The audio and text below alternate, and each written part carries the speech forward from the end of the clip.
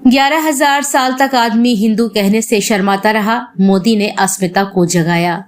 केंद्रीय कृषि विश्वविद्यालय बनेगा प्रदेश में प्राकृतिक खेती का केंद्र। प्रदेश में 11 लाख किसानों को रसायन मुक्त खेती के लिए विशेष अभियान चलेगा। सोलर फेंसिंग योजना लागू होगी। कृषि मंत्री सूर्य प्रताप शाही ने खोला योजनाओं का पिटारा। अखिलेश की सोच को बताया नकारात्मक, राहुल सोनियों पर हमला बोला। उत्तर प्रदेश के कृषि मंत्री सूर्य प्रताप शाही ने रानी लक्ष्मीबाई केंद्रीय कृषि विश्वविद्यालय में 3 दिवसीय किसान मेला एवं कृषि प्रदर्शनी का उद्घाटन किया। समारोह को संबोधित करते हुए कृषि मंत्री सूर्य प्रताप शाही ने केंद्र सरकार एवं उत्तर प्रदेश सरकार द्वारा किसानों के कल्याण के लिए एवं उनका जीवन स्तर सुधारने के लिए चलाई जा रही योजनाओं की जानकारी दी एवं सरकार की उपलब्धियों को गिनाया। वहीं कांग्रेस और समाजवादी पार्टी पर जमकर निशाना साधा। सूर्य प्रताप शाही ने कहा कि 1000 साल तक यहाँ का आदमी हिंदू कहने से शर्माता रहा। मोदी योगी की सरकार में 50 करोड़ लोगों ने महाकुंभ में स्नान किया है। प्रधानमंत्री नरेंद्र मोदी और मुख्यमंत्री योगी आदित्यनाथ ने देश की जनता में अस्मिता को जगाया है। कृषि मंत्री ने कहा कि राहुल गांधी और सोनिया गांधी किसानों के हितैषी होने का ढोल बजाते हैं, जबकि सरकार ने अधिक मूल्य पर किसानों की फसल की खरीद की है। एक सवाल के जवाब में कृषि मंत्री सूर्य प्रताप शाही ने कहा कि समाजवादी पार्टी के अध्यक्ष अखिलेश यादव की सोच नकारात्मक है। उन्होंने कहा कि सरकारी जमीन पर गैर कानूनी कब्जा कर मस्जिदें बनाई गई हैं। उन्होंने दावा किया कि विवादित स्थल पर खुद इबादत स्वीकार नहीं करता है। उन्होंने आरोप लगाया कि अखिलेश का धर्म से कोई लेना देना नहीं है, वे सिर्फ अपनी सुविधा की राजनीति कर रहे हैं। सूर्य प्रताप शाही ने अपने संबोधन में कहा कि सरकार कम पानी और अधिक तापमान में उगने वाली फसलों पर जोर दे रही है। सरकार पहले से मौजूद संसाधनों को और अधिक मजबूत कर रही है। उन्होंने कहा कि किसानों को सिंचाई की संसाधन बढ़ाने के लिए 75,000 सोलर पंप प्रदेश के किसानों को दिए गए हैं। इनमें से झांसी मंडल में 5200 किसान लाभान्वित हुए हैं। कृषि मंत्री ने कहा कि सरकार दलहन तिलहन की एमएसपी पर खरीदारी करेगी। 5,950 रुपए प्रति कुंतल सरसों की खरीद होगी, जबकि मनमोहन सिंह सरकार में 3,050 रुपए प्रति कुंतल में खरीद करती थी। कृषि मंत्री ने घोषणा की कि बुंदेलखंड को दलहन और तिलहन हब बनाएंगे। कृषि मंत्री ने कहा कि प्रदेश के 11 लाख किसानों को रसायन मुक्त खेती करने के लिए विशेष अभियान चलाया जा रहा है। उन्होंने घोषणा की कि रानी लक्ष्मीबाई केंद्रीय कृषि विश्वविद्यालय राज्य प्राकृतिक खेती का केंद्र बनेगा। उन्होंने कहा कि सरकार बुंदेलखंड में किसानों का जीवन स्तर पर उठाने के लिए अनेक कार्यक्रम चल रहे हैं। एक विशेष कार्यक्रम से बुंदेलखंड के किसानों का पिछड़ापन दूर होगा और इसके लिए नाबार्ड से 2700 करोड़ का दीर्घकालीन लोन लिया गया है। 1300 करोड़ रुपए प्रदेश सरकार लगाएगी। मार्केटिंग लिंकेज प्रोसेसिंग पर भारत सरकार की सहमति मिल गई है। प्रोजेक्ट के कार्य में तेजी लाने के लिए उन्होंने आज ही प्रदेश के मुख्य सचिव से वार्ता की।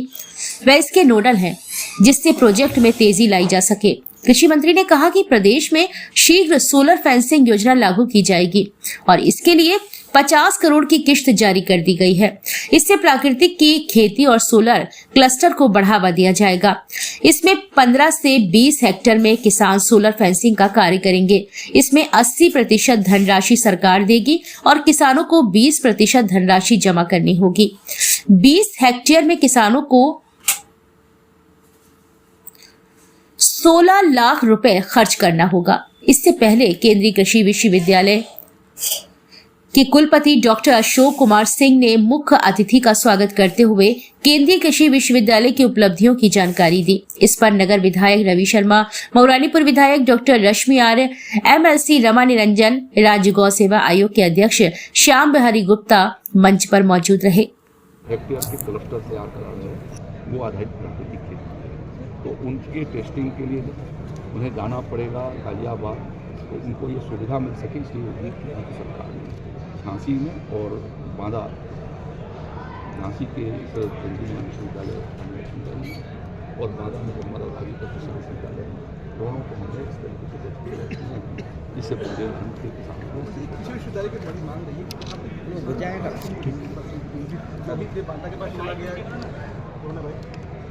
झांसी में थे, झांसी में था, वो बांदा को चला गया। झांसी का कोई भी कृषि विकास केंद्र इनके पास नहीं है। इनके तो पास बुंदेलखंड के जो जिले आए हैं उन जिलों के कृषि विज्ञान केंद्र उनके पास है और ये अपना दतिया कृषि विज्ञान केंद्र इन्हीं के पास है, तो ये कहना कि इनके पास कोई नहीं है, ये असत है। अच्छा, अखिलेश यादव ने एक ट्वीट किया है और कहा, उन्होंने चिंता जताई है उन व्यापारियों पे जिन्होंने दुकान लगाई है मेले में, कुंभ मेले में, और कहा है कि तमाम जो रास्ते बंद कर देने से उनका बड़ा नुकसान हो रहा है, तो सरकार को भरपाई करनी चाहिए। देखिए, उन्हें सिर्फ जो है नकारात्मक सोच के अलावा कुछ भी नहीं दिखाई देता। और आज जागरण ने अपने एक कॉलम के भीतर लिखा है कि वो जनता से संवाद करने की जगह पर मिल्कीपुर चुनाव में सिर्फ ट्वीट करते हैं और 125 ट्वीट एक दिन के भीतर किया और बीजेपी के लोग ग्राउंड पर काम करते हैं।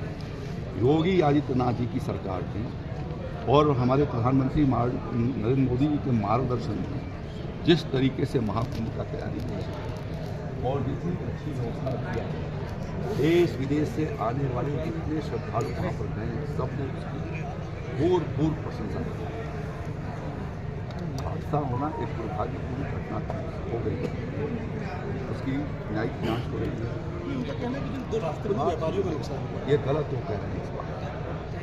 जब वहाँ पर 2 करोड़ लोग वहाँ पर हैं और रास्ते पर भी यदि लोग होल्ड किया गया है तो स्वाभाविक है कि ऐसा तो नहीं है कि उनको रहे, ऐसा तो नहीं है कि उनको साबुन और नहाने की ज़रूरत नहीं पड़ रही है, या उनको ऐसा नहीं है कि मंदिर की ज़रूरत नहीं पड़ रही है। दातुन बेच करके, और अभी आपका हम समाचार में काफ़ी लोगों ने सिखाया कि 25,000 रुपये से ऊपर की आमदनी 16-17 दिन में एक हमारी महिला ने कर दिया दातुन बेच कर। तो आप एक तरफ ये दिखा रहे हैं और दूसरे तरफ उनके अखिलेश यादव जी के मनगढ़ंत जितनी भी बातें होती है, ये सब कोई आधार नहीं है और उसकी चर्चा यह दुर्भाग्य है। अभी भी उनको नब्य जनता का वो जब मुख्यमंत्री थे वो भी नहीं, और लगातार वो ख्याली पुलाव बनाते रहे और बनाते रहे। कुशीनगर क्षेत्र से आप बात है, मस्जिद बड़ा विवाद में आ रहा है, मस्जिद को लेके यूपी कांग्रेस भी प्रेस कॉन्फ्रेंस में चुनी, सभा में जा चुकी। क्या गैर कानूनी तरीके से अवैध कब्जा करके कहीं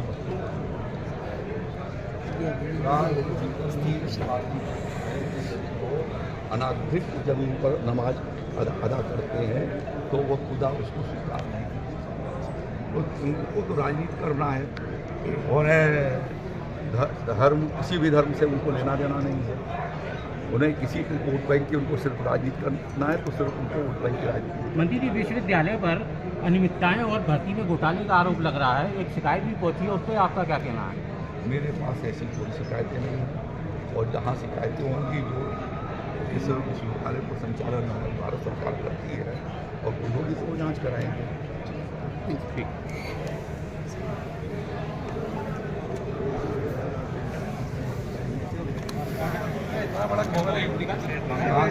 हाँ सर है।